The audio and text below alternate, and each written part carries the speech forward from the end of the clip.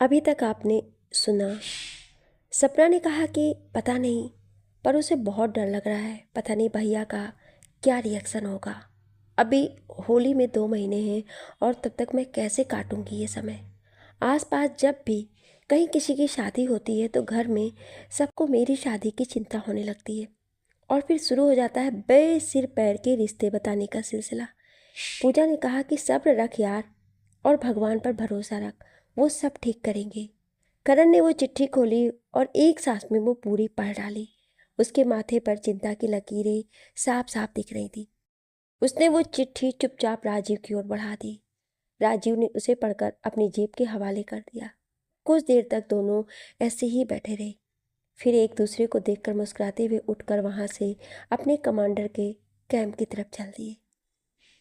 उनके commander major Vikram Solanki थे, जो कि उस समय किसी खास एक्शन प्लान पर अपनी ग्रुप मीटिंग कर रहे थे। मेजर सोलंकी ने उन दोनों को अंदर बुलाया और अपनी मीटिंग में उपस्थित सभी ऑफिसर से मिलवाया। उन दोनों को कुछ देर चुपचाप इंतजार करने का बोलकर वो अपने साथियों को कोई मैप समझाने लगे। करीब पौन घंटे के बाद मेजर सोलंकी फ्री हुए और उन्होंने उन दोनों को एक फाइल पकड़ाते हुए कहा कि ऑफिसर्स जिसका डर था वही हुआ। अब समय आ गया है कि आप लोग अपने उस काम को अंजाम दें जिसके लिए हम सब यहाँ पिछले 1 महीने से डेरा डाले हुए हैं। अब आगे। सपना परेशान हो रही थी कि राजीव ने उससे होली पर आने को कह तो दिया है, पर वो ये 2 महीने कैसे काटेगी, क्योंकि आए दिन कोई ना कोई उसके घर पर उसके रिश्ते की बात चलाने के लिए आ धमकता था। राजीव और करण चुपचाप मेजर सोलंकी की तरफ देखे जा रहे थे। उन्होंने हंसते हुए कहा कि मिशन पर जाने से पहले अगर घर पर बात करना चाहो तो कर सकते हो, क्या पता फिर बात हो पाए या नहीं। करण ने एक बार राजीव को देखा, फिर मेजर की तरफ देखने लगा। मेजर शायद करण की मुश्किल को समझ गए थे। हंसते हुए बोले, रिलैक्स जवानों, मजाक कर रहा था। पर यह भी सच है कि ये सर्चिंग ऑपरेशन काफ़ी मुश्किल होने वाला है। आप दोनों ही अपनी अपनी टुकड़ी को अलग अलग कमांड करेंगे। हमें खुफिया एजेंसी से पक्की खबर मिली है कि आने वाली शिवरात्रि को ये लोग कुछ बड़ा करने जा रहे हैं और इसीलिए आज रात को ही आप दोनों को बॉर्डर से सटे गांव में अपनी गश्त बढ़ानी होगी, क्योंकि उन्हीं गांव की एलओसी से घुसपैठिए हिंदुस्तान में घुसेंगे। ये सुनकर दोनों दोस्तों का खून खौलने लगा। राजीव ने कहा कि सर, हम लोगों को कब निकलना होगा। मेजर सोलंकी ने कहा कि कैप्टन, आप दोनों बस एक इमरजेंसी हूटर बजा दीजिए और सभी जवानों को एक अर्जेंट मीटिंग में सब समझा दीजिए। दोपहर होने तक उम्मीद करता हूँ कि आप अपनी अपनी टुकड़ियों के साथ कूच कर जाएंगे। यस सर, दोनों कैप्टन ने तेज और जोश भरी आवाज़ में कहा और मेजर सोलंकी को सैल्यूट करके वहाँ से चले गए। दोनों ही ग्राउंड की ओर जाते हुए एक बार अपने अपने लव वंस के बारे में सोचे और फिर खुद ही मुस्कुराकर ऊपर की तरफ देखते हुए ग्राउंड की ओर बढ़ गए, जहां इमरजेंसी हूटर बजने की वजह से सब जवान पहले ही इकट्ठा हो चुके थे। कैप्टन राजू शेखावत और कैप्टन करण ने सभी जवानों को अपनी सारी स्ट्रेटजी समझाई और कुछ रुक कर कहा कि आप सबके पास 5 मिनट है। अगर आप लोग चाहें तो अपनी फैमिली से बात कर लीजिए।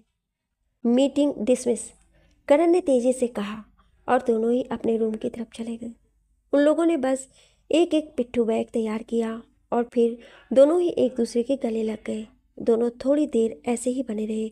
उन दोनों को अलग अलग जाना था, इसलिए वो थोड़े से दुखी हुए, क्योंकि ये सब उनकी ड्यूटी का हिस्सा था, तो वो सब इसके लिए पहले से ही तैयार थे।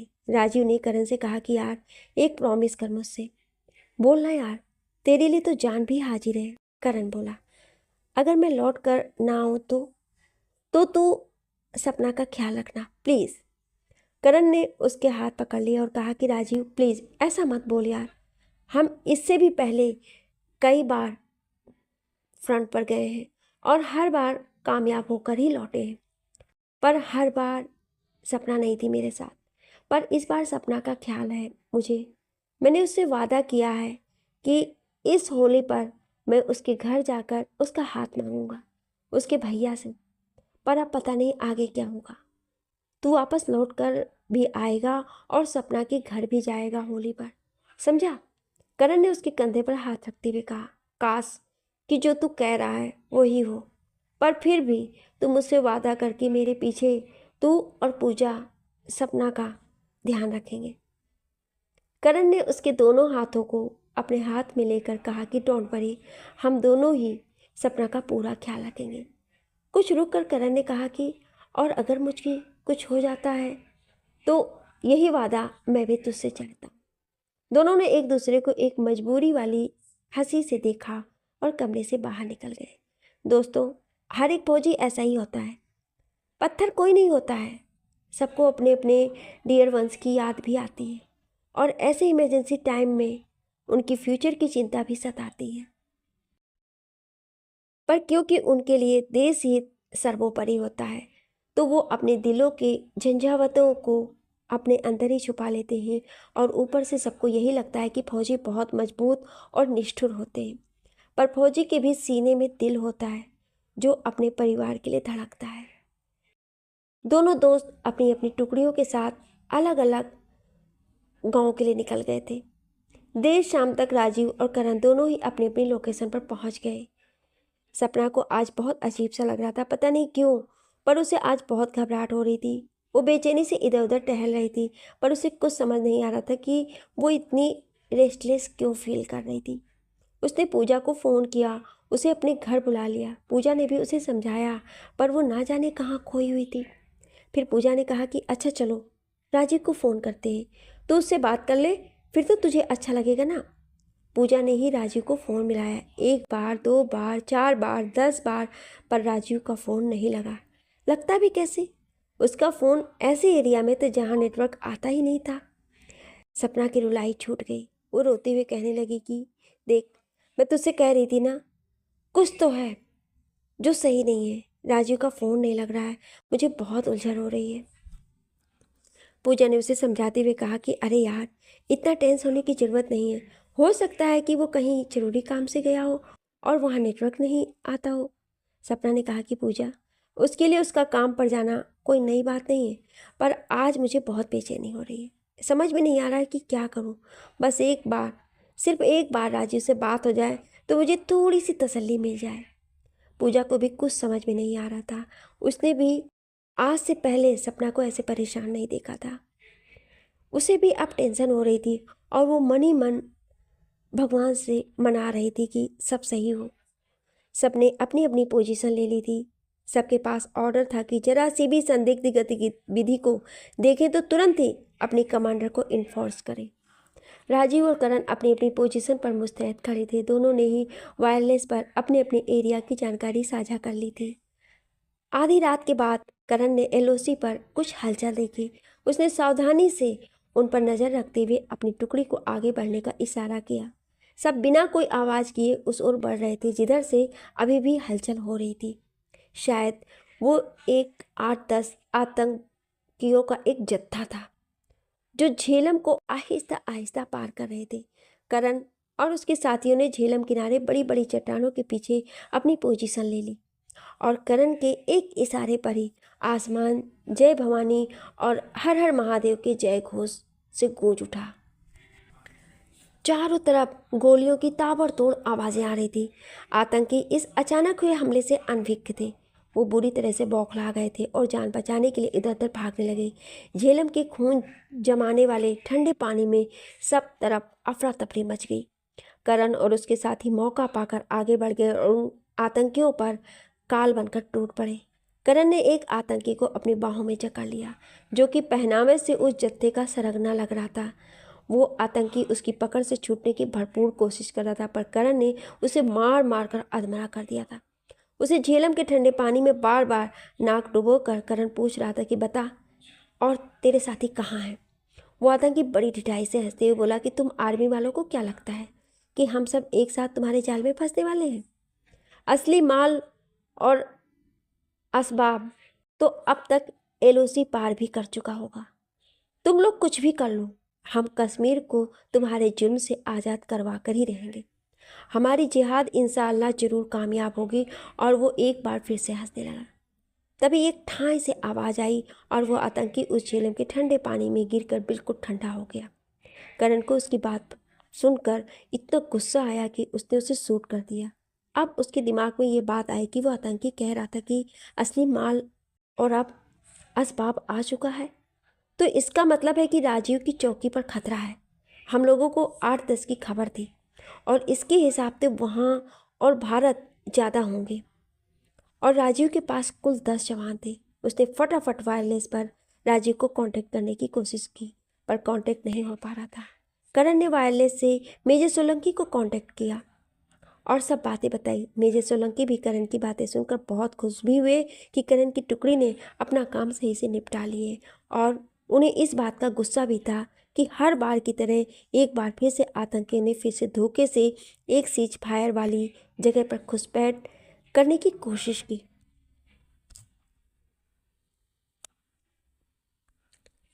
करण ने बताया कि राजीव की चौकी पर खतरा ज़्यादा है, वहाँ उसे तुरंत मदद चाहिए और वो अभी इसी वक्त वहाँ जाना चाह रहा है। मेजर सोलंकी ने उसे ऐसा करने के लिए मना किया और बोले कि वो तुरंत ही एक पूरी टुकड़ी राजीव की मदद के लिए भेज रहे हैं। तुम्हारा वहाँ जाना सही नहीं है, तुम्हारी जान को भी खतरा हो सकता है। मैं उसे मरने के लिए अकेले नहीं छोड़ सकता हूँ सर, भाई से बढ़कर हो मेरे लिए, करण ने चिल्लाकर कहा और वायरलेस पटक कर वो फौरन ही राजीव की चौकी की ओर निकल पड़ा।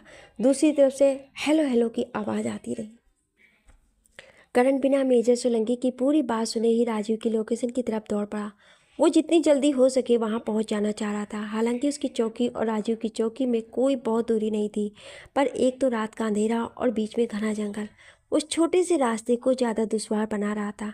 उधर राजीव अपने सीमित जवानों के साथ लगातार दुश्मन पर हमला किए जा रहा था। उसने नोटिस किया कि घुसपैठियों के भेष में दुश्मन देश के सैनिक भी थे और आतंकियों का तो जमावाड़ा था ही। मतलब इतने सारे लाव लश्कर के साथ ये सब निश्चित रूप से कोई बड़ी घटना को अंजाम देना चाह रहे थे। जब तक कैप्टन राजीव शेखावत के शरीर में खून की एक बूंद भी बाकी है, तुम में से कोई भी इस चौकी को पार करके नहीं जा पाओगे। राजीव ने गुर्राते हुए जय भवानी और हर हर महादेव का जय घोष किया, जिसका अनुसरण उसके सभी साथियों ने उतने ही जुनून और जज्बे से किया। पर उसके साथियों के पास सीमित संसाधन थे। उनकी गोलियां धीरे धीरे खत्म होने लगी थी और इतना समय नहीं था और न ही मौका था कि हेडक्वार्टर पर वायरलेस से मैसेज भेजा जा सके और उन तक मदद पहुंच सके। राजीव ने अपनी गन को आखिरी बची हुई गोलियों से लोड किया और एक गहरी सांस लेकर आंखें बंद कर ली। बंद आंखों से उसने सपना का ही चेहरा दिखाई दिया और उसके चेहरे पर एक बुझी सी स्माइल आ गई। अब वो करो या मरो वाले मोड में आ गया था। उसके साथ के कई साथी या तो घायल हो गए थे या फिर शहीद, लेकिन जो घायल हुए थे वो अपनी क्षमता भर में दुश्मन से लोहा ले रहे थे। जैसे सबने ठान रखा था कि मरेंगे, पर एक के बदले 4 को मार कर मरेंगे। तभी राजीव की नज़र एक और पड़ी और वो खुशी के मारे झूम उठा। करण को वहां देखकर उसकी टूटी हुई हिम्मत फिर से बन गई थी और फिर उसने देखा कि इंडियन आर्मी की मदद भी एक ट्रक में भरकर आ रही थी, असलाह और जवानों के रूप में। उन सबको वहां देखकर जो घायल जवान थे उनमें भी जोश भर गया और सब एक साथ बोल पड़े, भारत माता की जय, वंदे मातरम। फिर सब एक नई उम्मीद और ऊर्जा से दुश्मन पर टूट पड़े। राजीव को अपने शहीद जवानों की मौत का बदला लेना था। वो अपनी लोडेड गन लिए हुए दो दो आतंकियों से अकेले ही भिड़ रहा था। करण और दूसरे जवान भी उन सब पर अपनी गन से रह रह कर वार कर रहे थे, पर राजीव उस जत्थे के सरगना का पीछा करते हुए जंगल के अंदर घुस गया। करण उसके पीछे पीछे भाग लिया। करण उसे आवाज़ देता रहा कि राजीव रुक जा, उस तरफ मत जा, दुश्मन ने उस तरफ बारूदी सुरंग बिछाई हुई है। पर राजीव को उस समय उस टेररिस्ट के अलावा और कुछ नहीं दिख रहा था। करण भी सब कुछ बुलाकर उसके पीछे हो लिया। वो कुछ और आगे ही बढ़ पाता कि उसकी आंखों के सामने एक बहुत बड़ा ब्लास्ट हुआ और कुछ समय के लिए उसकी आंखों के सामने अंधेरा छा गया।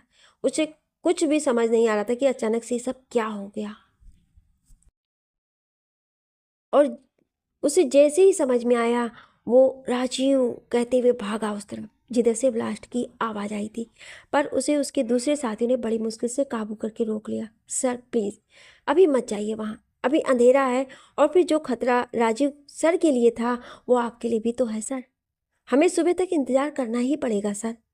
करण बिलखते हुए बोला कि वहाँ मेरा भाई पता नहीं किस हाल में है और तुम सबको सुबह होने का इंतज़ार है, तो तुम सब करो, मैं जा रहा हूँ अपने भाई को ढूंढने। तभी मेजर सोलंकी उसकी बाह पकड़कर उसे अपनी तरफ खींच लेते हैं और उसके कंधे को झकझोरते हुए कहते हैं कि होश में आओ कैप्टन। कैप्टन राजीव शेखावत की शहादत का हम सबको भी बहुत अफसोस है, पर हम आपको भी ऐसे ही उधर नहीं जाने दे सकते। हमें सुबह का इंतज़ार करना ही पड़ेगा। करण ने मेजर का हाथ झटकते हुए कहा कि आप क्या कह रहे हैं सर? आपको अंदाज़ा भी है? हालांकि उसके मन में भी कहीं एक डर हुई शंका थी कि इतने बड़े ब्लास्ट के बाद क्या राजीव सही सलामत होगा, पर जब तक वो खुद से नहीं देख लेगा वो किसी भी तरह से नहीं मान सकता है कि उसका भाई, उसका दोस्त अब इस दुनिया में नहीं रहा। वो शहीद हो गया। क्या जवाब देगा वो सपना को जब वो बिना राजीव के यहाँ से जाएगा? हालांकि करण भी घायल हुआ था, पर इस वक्त उसे अपने जख्मों से ज़्यादा राजीव की चिंता थी। करण ने किसी भी तरह का फर्स्ट एड लेने से मना कर दिया था। सुबह होने में कुछ ही देर बची थी और करण की बेचैनी बढ़ने लगी थी। ब्लास्ट वाली जगह से अभी भी धुआं उठ रहा था। धीरे धीरे रोशनी फैलने लगी, आसपास उजाला हो गया। सेना ने अपना ऑपरेशन सर्च शुरू किया। सबसे आगे करण ही चल रहा था। ब्लास्ट वाली जगह से करीब 2 किलोमीटर की दूरी पर उस टेररिस्ट का छत बिछत सो पड़ा था। करण ने उसे उसके हुलिये से पहचान लिया था। कल रात उसने जिस आतंकी सरगना को मार गिराया था उसका भी वही गेटअप था। पर अब सबसे बड़ा सवाल ये था कि राजीव कहाँ है? अगर वो शहीद हुआ है तो भी उसकी बॉडी यहीं कहीं आसपास होनी चाहिए, और अगर वो जिंदा है तो भी वो जख्मी हालत में ज़्यादा दूर नहीं जा सकता था। करण अपने घाव से रिसते हुए खून की परवाह किए बिना ही राजीव को बाकी के आर्मी के जवानों के साथ ढूंढ रहा था। करण के साथ और भी साथी यही दुआ मना रहे थे कि भले ही वो जख्मी हो पर राजीव जिंदा हो। ब्लास्ट वाली जगह से चारों तरफ लगे हुए करीब 20 किलोमीटर तक की रेंज में गहन तलाशी होने लगी, पर राजीव का दूर दूर तक कोई अता पता नहीं था। वहाँ की परिस्थितियाँ भी राजीव को सर्च करने में दिक्कतें पैदा कर रही थी। एक तो इतना घना जंगल और पास ही झेलम का तेज बहाव। ये अंदाज़ा लगाना मुश्किल हो रहा था कि राजीव जंगल में कहीं फंस गया है या फिर जख्मी हालत में झेलम में बहता हुआ दुश्मन देश की तरफ चला गया है। दोनों ही कंडीशन जानलेवा थी। करण इन दोनों की पॉसिबिलिटी के बारे में सोचना भी नहीं चाहता था, पर सारे सरकमटेंस तो इन्हीं दो कंडीशंस में किसी एक की तरफ इशारा कर रही थी। करण इससे ज़्यादा और कुछ सोच ही नहीं पाया, क्योंकि वो चक्कर खाकर वहीं गिर गया। रात से वो उसी हालत में लगातार चलते हुए राजीव को ढूंढ रहा था। उसके घाव से खून रिस रहा था और उसने कोई एंटीबायोटिक भी नहीं लगाया था, जिससे उसकी ज़िंदगी पर भी खतरा मंडराने लगा। करण को फौरन एयर एम्बुलेंस से जम्मू के मिलिट्री हॉस्पिटल में एडमिट कराया गया। उसके शरीर में घाव की वजह से जहर फैलने लगा था और वो ज़बरदस्त बेहोशी का शिकार हो गया था। करीब महीने भर करण को एडमिट रखना पड़ा। वो अब पहले से ठीक था, लेकिन उसके पास अभी भी राजीव की कोई खबर नहीं थी। सेना ने भी उसे शहीद की बजाय लापता घोषित कर दिया था। धीरे धीरे 1-1.5 महीना और बीत गया, पर किसी को नहीं पता कि राजीव कहाँ है, वो जिंदा भी है या नहीं। होली का त्यौहार सर पर था और सपना की बेचैनी अपने चरम पर थी। उसके पिछले 2-2.5 महीने से राजीव से कोई बात नहीं हो पाई थी। उसके मन में तरह तरह की आशंकाएं जन्म ले रही थी। वही हाल पूजा का भी था। करण ने उससे कोई कांटेक्ट नहीं किया था। वो जानबूझकर पूजा से बात नहीं करना चाह रहा था, क्योंकि वो अच्छे से जानता था कि अगर वो पूजा से बात करेगा तो वो सपना से भी बात करने के लिए कहेगी, और सपना जब राजीव के लिए पूछेगी तो क्या जवाब देगा उसे? कैसे कहेगा वो उससे कि राजीव की आखिरी इच्छा थी कि वो और पूजा दोनों मिलकर उसका ख्याल रखें? कैसे बताएगा वो उसे कि उसकी आंखों के सामने ही राजीव ब्लास्ट हो गया और वो कुछ भी नहीं कर पाया? सिर्फ झेलम के कोई 200 मीटर की दूरी पर उसका आईडी कार्ड और उसकी खून से सनी हुई कैप मिली थी उसे, जिससे यही मान लिया गया था कि वो झेलम में बहता हुआ या तो एलओसी की दूसरी तरफ चला गया या फिर घायल और बेहोश होने की वजह से झेलम में डूब गया है। कुछ दिन के बाद बाहर से बहुत शोर शराबे की आवाज़ आ रही थी। करण ने खुद को अपने रूम में कैद कर लिया था। वो भी रेस्ट पर चल रहा था, पर वो घर नहीं गया। उसका राजीव के बिना कहीं भी जाने का मन नहीं था। उसने खिड़की खोलकर देखी तो कैंपस में साथी जवान आपस में होली खेल रहे थे। वो गहरी सोच में डूब गया। अगर आज सब सही होता तो राजीव आज शायद सपना का हाथ मांगने के लिए सपना के घर चला गया होता, पर अब ऐसा कुछ भी नहीं होगा। ये सोचकर 2 बूंद आंसू उसकी आंखों से बह निकले। फिर उसने सोचा कि पता नहीं सपना का क्या हाल होगा। वो बेचारी तो राजीव की राह देख रही होगी, और राजीव तो, उसने अपने मन में कुछ सोचा और कांपते हुए हाथों से पूजा के फ़ोन पर अपनी उंगलियां चला दी। उधर से कॉल रिसीव हुई। हेलो, कौन? आज कितने महीनों बाद करण ने पूजा की आवाज़ सुनी थी। करण की हिम्मत नहीं हो रही थी कि वो कुछ बोले। पूजा ने 2-3 बार हेलो बोलकर फ़ोन डिस्कनेक्ट कर दिया। पूजा के फ़ोन रखते ही करण ने फिर से पूजा का नंबर रिडायल कर दिया, पर उसे अभी भी समझ में नहीं आ रहा था कि वो क्या कहेगा पूजा से। तभी हेलो, हेलो। करण चुपचाप फ़ोन कान से लगाए खड़ा था। कौन बोल रहा है? Hello, hello. कौन? करण? तुम करण ही हो ना? बोलो ना, चुप क्यों हो इडियट? बोलते क्यों नहीं? पूजा ने रोते हुए और साथ में चीखते हुए कहा। कैसी हो? तुम कहाँ हो? कैसे हो? मुझे तुमसे मिलना है, अभी, बिल्कुल अभी। पूजा ने रोते हुए अपनी बात कही। मैं कल आ रहा हूँ, फिर मैं तुमसे बात करूँगा। करण, तुम्हें कुछ भी नहीं पता है क्या? क्या हुआ है जो मुझे नहीं पता है? करण ने अचकचाते हुए कहा। करण, अभी अभी सपना की भाभी का फ़ोन आया था और वो बता रही थी कि राजीव। पूजा अपनी बात पूरी करने से पहले ही बुरी तरह से फपक पड़ी। करण को खुद की मजबूरी पर इतना तरस और गुस्सा आ रहा था कि मन कर रहा था कि पूरी दुनिया को आग लगा दे। वो बस इतना ही कह पाया कि पूजा, जाकर सपना को संभालो, मैं कल आकर बात करता हूँ। पूजा सपना के घर गई। होली के आसपास का समय था, तो सब तरफ पकवानों, गुजिया, अनरसे और भी कई तरह की मिठाइयों के बनने की खुशबू भरी पड़ी थी हवा में। सब लोग राजीव के घर गए हुए थे। सपना की भाभी राजीव की कजिन सिस्टर थी, तो इस नाते वो सब मातम पुरसी के लिए गए हुए थे।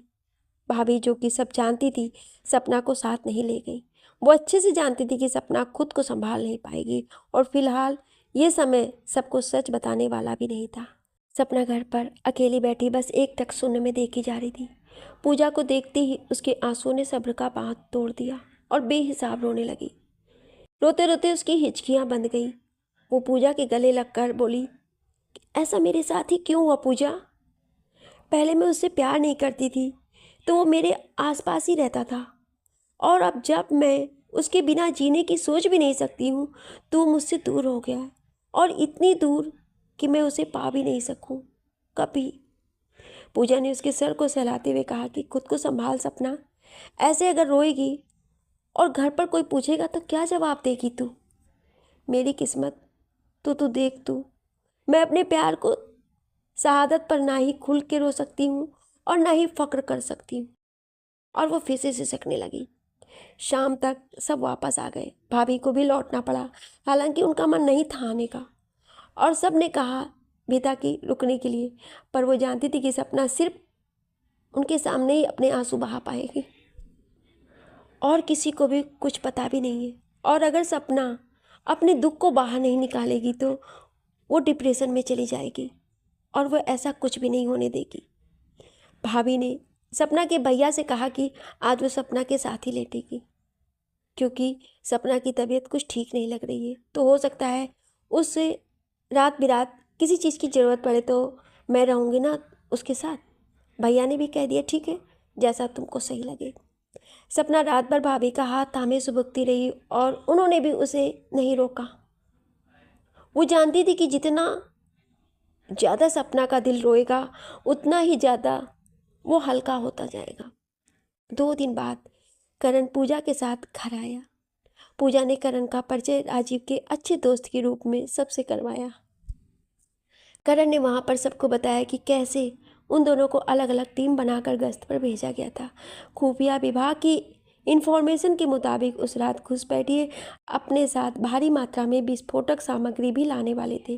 कैसे उन दोनों ने अपनी अपनी चौकी पर दुश्मन के छक्के उड़ा दिए थे, और कैसे उसके सामने ही वो एक टेररिस्ट का पीछा करते हुए बारूदी सुरंग वाले इलाके में पहुंच गया और ब्लास्ट हो गया। पर राजीव की बॉडी अभी तक नहीं मिली है, सपना के भैया ने पूछा। हाँ भैया, आपकी बात सही है, पर उसे गायब हुए 2 महीने से ऊपर हो गए हैं। सेना की तरफ से राजीव के घर वालों को इन्फॉर्म तो करना ही था ना। और सच कहूँ तो मेरी भी हिम्मत नहीं पड़ रही थी कि मैं अपने मुंह से राजीव के बारे में ऐसी बात बताऊं किसी को भी, चाहे यहाँ और चाहे राजीव के घर पर। करण ने बुझी हुई आवाज़ में कहा। सपना ये सब सुन नहीं पा रही थी और वो अपने आंसुओं को जबरन अपने आंखों में भरे हुए चाय बनाने का बोलकर किचन में चली गई। पूजा भी उसके पीछे पीछे चली गई। उधर पतीली में चाय का पानी उबल रहा था, इधर सपना का दिल में जज्बात भी ऐसे ही उबल रहे मार रहे थे। कितनी बेबस थी वो, अपने राजीव का शोक भी नहीं मना सकती थी। उसके लिए वो होली एकदम से बैरंग हो गई थी। राजीव अपने साथ उसकी ज़िंदगी के सारे रंग ले गया। उसके मन ही मन खुद को राजीव की विधवा मान लिया था। उसने अब एकदम हल्के रंग के कपड़े पहनने शुरू कर दिए थे। वो तो बस अपने परिवार की वजह से जिंदा थी, नहीं तो सासें तो राजीव के साथ ही लापता हो गई थी। पूजा और भाभी भरसक कोशिश करते कि सपना सब कुछ भूलकर आगे बढ़े, पर सपना ने बड़ी शालीनता के साथ राजीव की यादों के साथ रहने के अपने फैसले के बारे में उन दोनों को बता दिया और ये भी कहा कि सही समय पर वो अपना फैसला भैया और माँ को भी बता देगी। कहते हैं कि किसी के जाने से वक्त नहीं रुकता, पर राजीव के लिए तो ये भी नहीं कह सकते थे कि वो सच में चला ही गया है या फिर वो कहीं फंसा हुआ है। पर सपना के लिए वो समय ही वहीं रुक गया था। अपना समय बिताने के लिए उसने पूजा के साथ इंटीरियर डिज़ाइनिंग का कोर्स ज्वाइन कर लिया था। समय के चक्र में 6 महीने और बीत गए। हर एक बीतते दिन के साथ सपना की उम्मीदें भी टूटती जा रही थी। एक दिन कॉलेज के बाद पूजा सपना को लेकर करण के रेंट वाले रूम पर गई। सपना रास्ते भर पूजा से पूछती रही कि यार बताओ तो सही, हम लोग कहाँ जा रहे हैं, क्या बात है, तुम इतना टेंस क्यों लग रही हो। पूजा खामोशी से सपना का हाथ थामे उस कमरे में घुस गई जहाँ करण पहले ही थोड़ा सा परेशान बैठा हुआ था। सपना आंखें फाड़े कभी करण की ओर देखती तो कभी पूजा की तरफ, और वो दोनों चुपचाप से कहीं और ही देख रहे थे। अब तुम दोनों में से मुझे कौन बताएगा कि यहाँ पर इतनी देर से क्या चल रहा है। तुम दोनों ही चुप्पी साधे क्यों बैठे हो। करण और पूजा अभी चुपचाप ही बैठे थे। प्लीज़ अब बताओ भी कुछ, सपना गुस्से से बोली। वो एक्चुअली करण का ट्रांसफ़र हो गया है पंजाब और उसे 20 दिन के अंदर ही वहाँ ज्वाइन करना है और वो चाहता है, I mean to say that, हम दोनों ही चाहते हैं कि करण के पंजाब जाने से पहले हम लोग शादी कर लें। पूजा ने हिचकिचाते हुए कहा। बस इतनी सी बात। तुम दोनों तो ऐसे सस्पेंस क्रिएट कर रहे थे कि पता नहीं क्या हो गया था। मेरी तो जान निकाल ली तुम दोनों ने, सपना ने मुस्कुराते हुए कहा। पर सपना, हम लोग यहाँ से नहीं जाना चाहते हैं तुझे छोड़कर। फिर तू यहाँ पर अकेले कैसे। सपना की आंखों में नमी उतर आई, पर उसने जल्दी ही खुद को संभाल लिया और कहा कि पागल हो तुम दोनों, किसने कहा कि मैं अकेली हूँ। मेरे साथ तुम दोनों हो ना, मेरे सबसे अच्छे दोस्त, और फिर माँ है, भैया, भाभी, इन सब के होते हुए मैं कहाँ अकेली हूँ। पर सपना, मैं राजीव को वादा किया था कि तुम्हारा ख्याल रखूँगा और शादी के बाद मुझे पंजाब जाना पड़ेगा और साथ में पूजा को भी, तो फिर मैं अपने वादे को पूरा कैसे कर पाऊँगा। करण ने रूंधे हुए गले के साथ कहा। ऐसा कुछ नहीं है, जब राजीव मेरे साथ नहीं है तो भी तो उसकी यादें मेरे साथ हैं हमेशा। और फिर तुम दोनों तो बस एक शहर से दूसरे शहर में ही तो जा रहे हो, तुम लोग तो मेरे साथ ही हुए ना। और फिर जरा सोचो, अगर राजीव यहाँ होता तो क्या तुम लोगों के इस स्टूपिड से रीजन की वजह से तुम्हारे लोगों की शादी होने से इनकार कर देता। नहीं ना, फिर मैं कैसे ऐसा कर सकती हूँ। इससे ज़्यादा सपना बोल ही नहीं पाई, उसका गला रूंध गया और करण और पूजा ने उसे एक साथ गले लगा लिया। दोनों का कंधे का सहारा पाकर सपना फूट फूट कर रोने लगी। तीनों दोस्त कुछ देर ऐसे ही बने रहे। फिर सपना ने अपने और उन दोनों के आंसू पोंछते हुए कहा कि चलो, ऐसी खुशी के मौके पर रोती नहीं है, और अभी तो बहुत सारे इंतजाम करने हैं मुझे तुम दोनों की शादी के लिए। करण ने उसका हाथ पकड़कर रोक लिया और कहा कि नहीं सपना, कोई इंतजाम नहीं, कोई तामझाम नहीं होगा। ये शादी सिर्फ पूजा के फ्यूचर के बेस पर कर रहा हूँ, इसलिए हम दोनों ही बिल्कुल एक सिंपल मैरिज चाहते हैं। हाँ, अगर मेरा यार होता तो कसम से इतनी धूम मस्ती शादी में कि सबकी जुबान पर बस इस शादी के चर्चे होते। माहौल एक बार फिर से उदास हो गया। तो सपना ने कहा कि अरे भाई ठीक है, शादी सिंपल करोगे, लेकिन कपड़े वगैरह कुछ लोगे या इस लोअर टी शर्ट में? और तुम देवी जी, इस सलवार सूट में शादी करने की सोच रही हो? उन लोगों के चेहरे पर ज़बरदस्ती की एक स्माइल आ गई थी, क्योंकि वो लोग अपनी वजह से सपना का दिल नहीं दुखाना चाहते थे। कितने जतन के बाद सपना खुद को इतना कर पाई थी कि अब वो सबसे हंस बोल लेती थी, और अकेलेपन में उसका सबसे अच्छा दोस्त राजीव की याद थी, जो उसे कभी भी एक पल के लिए भी अकेला नहीं छोड़ती थी। सपना सबको बाजार ले गई, दोनों के लिए कपड़े खरीदवाए, और 2 दिन बाद के मुहूर्त में मंदिर में सपना, उसके भैया भाभी और माँ की उपस्थिति में दोनों ने 7 फेरे लेकर हमेशा हमेशा के लिए एक दूसरे का हाथ थाम लिया। कुछ दिन रुककर करण जानबूझकर पूजा को सपना के पास छोड़कर पंजाब निकल गया ज्वाइनिंग के लिए। सपना ने जब पूछा कि पूजा को साथ क्यों नहीं ले जा रहे हो, तो उसने बहाना बना दिया कि अभी एकदम से रेजिडेंशियल रूम अरेंज नहीं हो पाएंगे। रेजिडेंशियल रूम का अरेंजमेंट होते ही वो पूजा को अपने साथ ले जाएगा। जिंदगी एक बार फिर से थोड़ी रुक रुक कर ही सही, लेकिन दौड़ पड़ी। करण पूजा के साथ अपनी नई जिंदगी की शुरुआत कर चुका था। कुछ समय तक दोनों साथ ही रहे, फिर करण अपनी नई नई पोस्टिंग ज्वाइन करने पंजाब चला गया। पूजा को सपना ने अपने साथ ही रोक लिया। पूजा के साथ उसे थोड़ा सा सुकून मिलता था। वो उससे जब तक चाहे तब तक राजीव के बारे में बात कर सकती थी, और पूजा बिना बोर हुए उसे इत्मीनान से सुनती रहती थी। वो राजीव के बारे में सोचते हुए और बात करते हुए सो जाती थी, और रात भर सपने में उसके साथ ही रहती, जिसका सबूत था सपना के चेहरे पर रहने वाली प्यारी सी स्माइल, जो दिन के उजाले में न जाने कहाँ छुप जाती थी। सपना उस दिन कॉलेज में बैठी अपना प्रोजेक्ट पूरा कर रही थी। कोई 2 जोड़ी आंखें उसे बहुत देर से और हर रोज यूं ही देखती रहती थी। वो लाइब्रेरी की तरफ बढ़ गई। आज पूजा नहीं आई थी, तो उसे उसका लेक्चर भी नोट करना था। वो लाइब्रेरी में अपनी किताब ढूंढ रही थी कि उसके हाथ किसी के हाथ से टकराए। उसने बिना उस ओर देखे ही सॉरी बोला और अपनी किताब लेकर चली गई। यार, पूरा साल होने को आ रहा है, आखिर तू कब तक उसे यूं ही दूर से देखता रहेगा? जहाँ तक मैं तुझे जानता हूँ, तू तो ऐसा नहीं था। रवि ने अपनी बात पूरी की तो सामने खड़ा एक 6 फुटिया टाल डार्क हैंडसम लड़का हंस पड़ा और बोला, तू सही कह रहा रवि, पर ये है ही है ऐसी कि इसके साथ ज़बरदस्ती करने का मन ही नहीं करता है।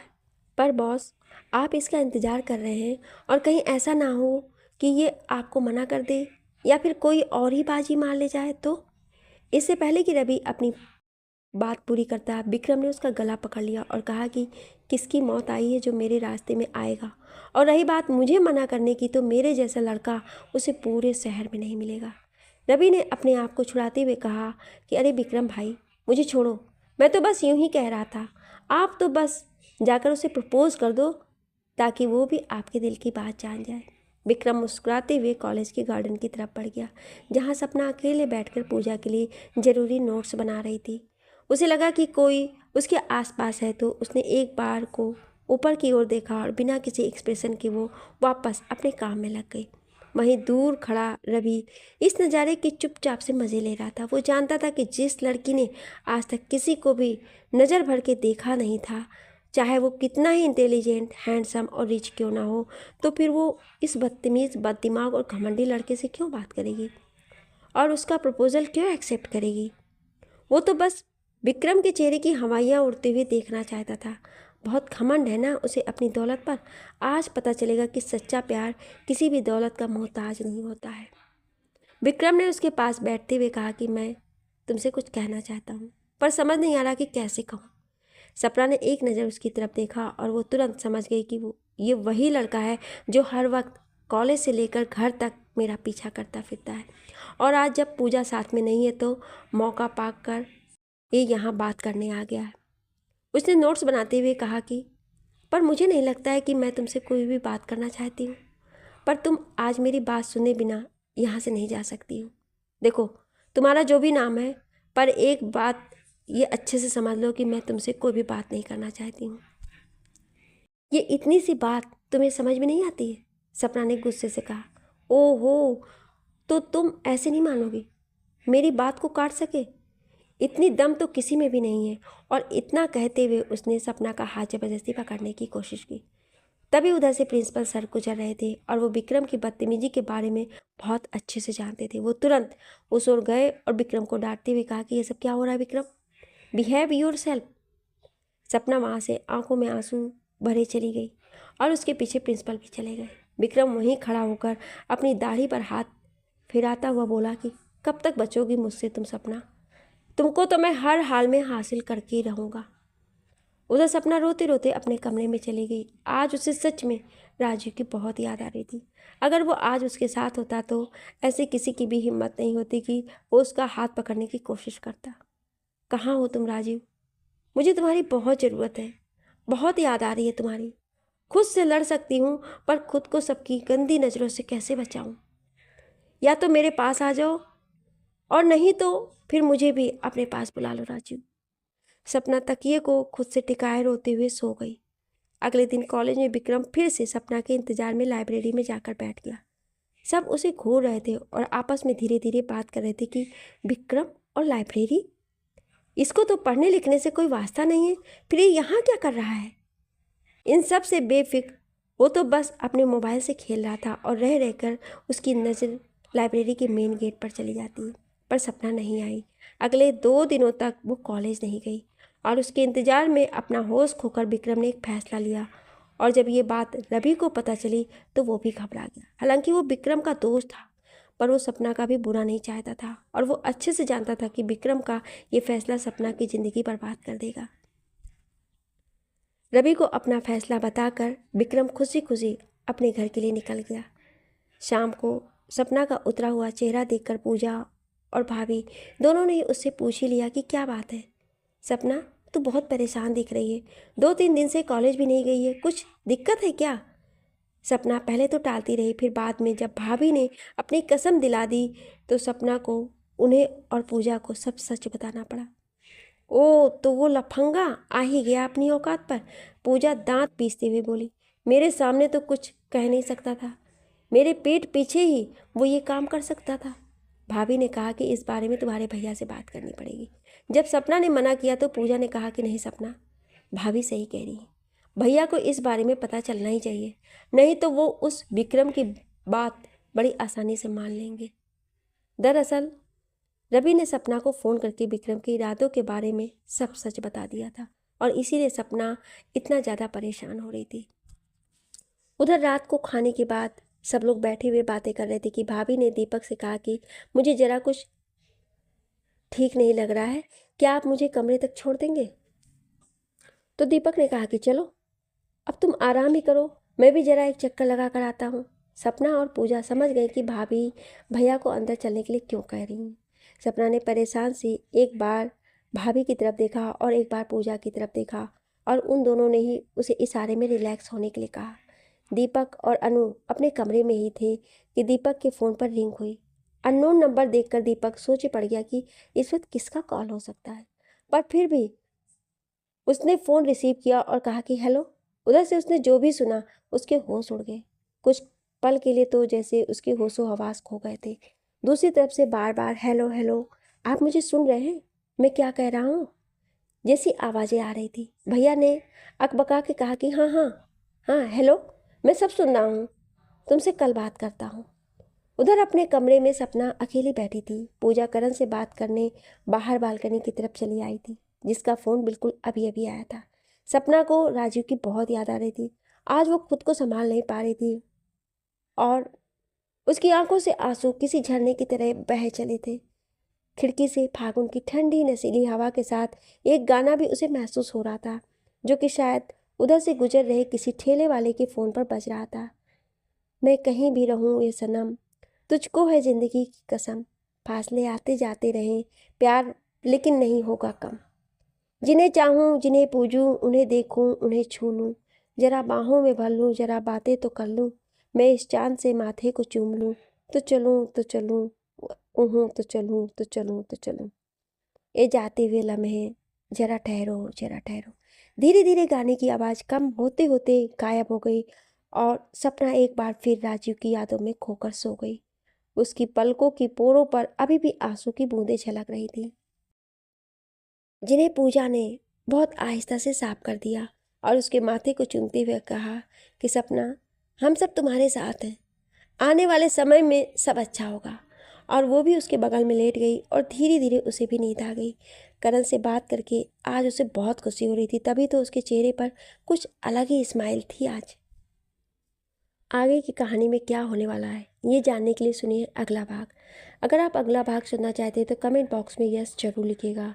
अगर कहानी आपको दिल से पसंद आई हो तो इसे अपने दोस्तों और ग्रुप्स में शेयर करें ताकि वो भी इस कहानी का मज़ा ले सकें।